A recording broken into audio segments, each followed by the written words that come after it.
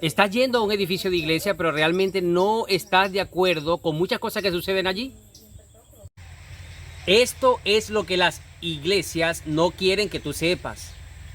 Posiblemente a muchos de ustedes se les ha enseñado que ustedes son la iglesia, pero realmente son esos líderes quienes terminan manipulando esta verdad, dándole más valor al edificio de iglesia que a las personas que realmente son la iglesia. Y te lo vamos a demostrar por medio de la palabra del Señor. Entonces este video puede cambiar el rumbo de tu vida espiritual. Hola, ¿qué tal? ¿Cómo están? Mi nombre es Néstor Poveda y vengo a hablarte de la mayoría de los creyentes cuando en esa ternura, en ese amor por el Señor, buscan del Señor, los atrapa la institución de iglesia. ¿A qué me refiero con la institución de iglesia? Hablo de concebir la iglesia como una estructura de poder.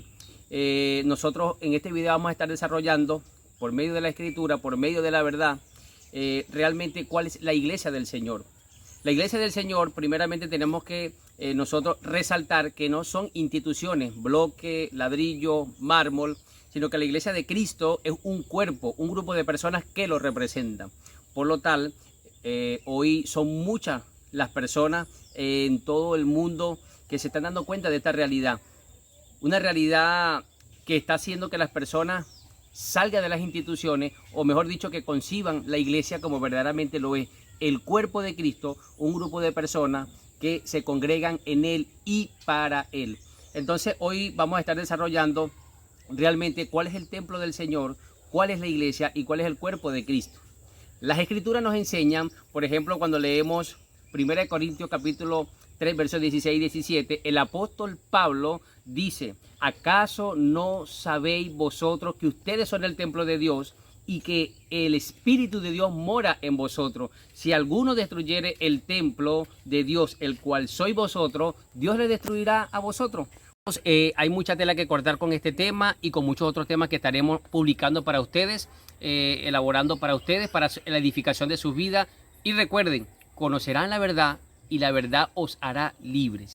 Hechos capítulo 3, cuando leemos el relato del cojo que era puesto en el templo, específicamente en la puerta que se llamaba La Hermosa, dice que Pedro y Juan subían al templo. Mira la expresión que usa: subían al templo a la hora novena, las 3 de la tarde, la hora de la oración. Y cualquiera dice: no, como Pedro y Juan iban al templo, nosotros también tenemos que ir al templo. Pero eso realmente está muy alejado de la verdad del nuevo pacto.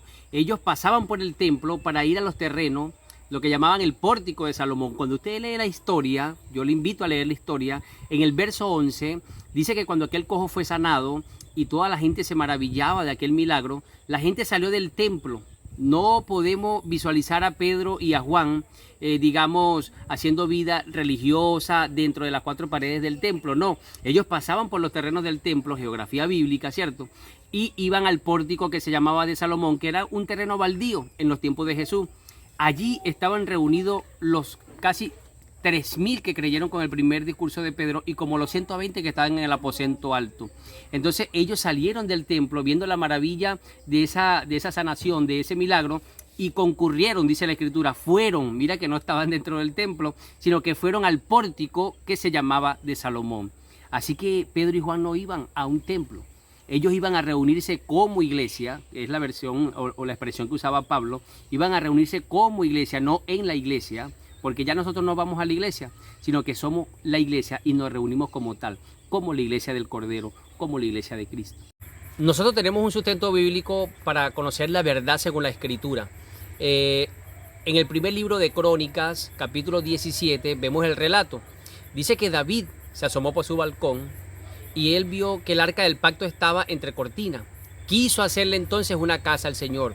Vemos que por medio del profeta Natán, el Señor le dice: no, David, tú no me edificarás casa.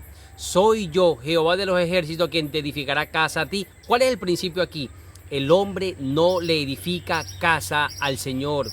Es el Señor el que se ha edificado casa. Ustedes leen ese capítulo y ustedes van a observar claramente que Él le dice que levantaría a un hijo de la descendencia de David que le edificaría la casa. No estaba hablando de Salomón, porque dice: mi reino será con él eternamente y él me edificará casa.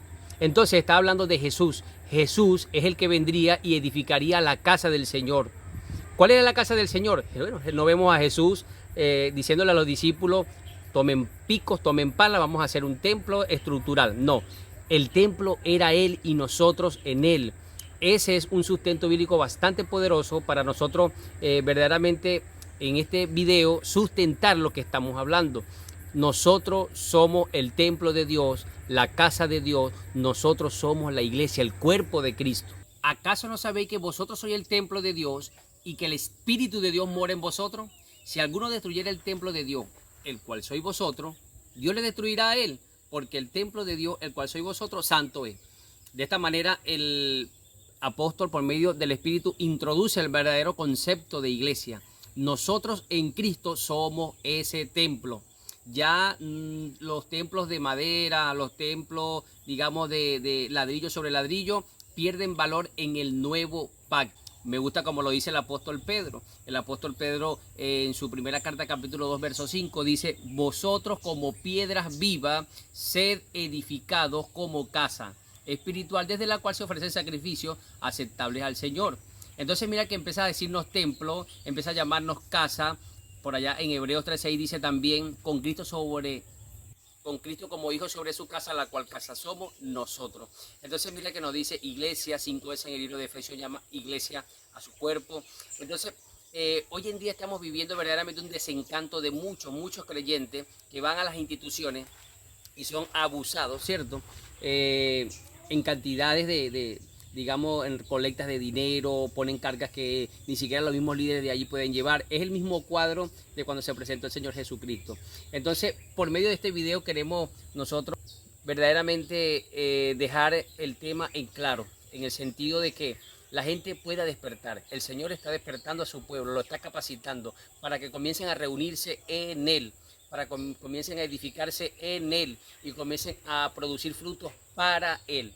Esa es la intención del Señor, tanto en tiempos antiguos, cuando nació la iglesia, como en este tiempo. El propósito de la iglesia es realmente establecer el reino de Dios y vivir en una cultura celestial aquí en la tierra.